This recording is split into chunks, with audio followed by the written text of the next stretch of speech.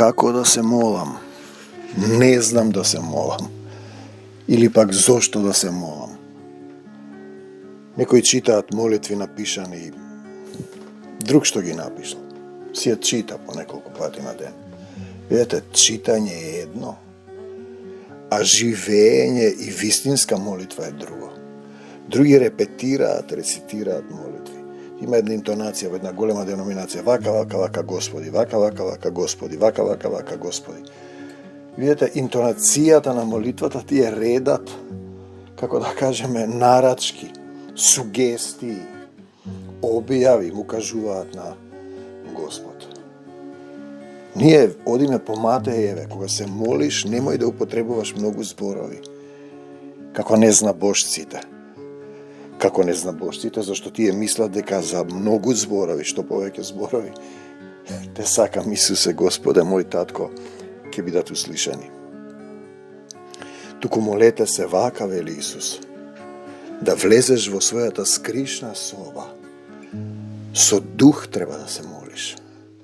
Од срце, татко наш, застани и кажи, татко, во името Исусово, дали веруваш дека Господ Исус Христос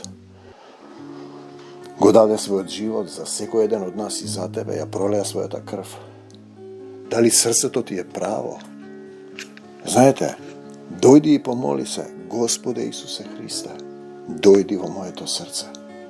Пазете, првин треба да се прости, да се измириш со братот свој, нели, пред да почнеш да се молиш, да им простиш на сите, да не осудуваш, да се покаеш за гревовите на твоите предци и за себе и да ја исполнуваш, да ја прифатиш неговата волја. А потоа вистински помоли се. Татко, во името Исусово, те молам, помогни ми, научи ме, прости ми, покажи ми, не можам самиот. Сакам да бидам твој син, да ја примам силата. Сакам да бидам еден дух со тебе.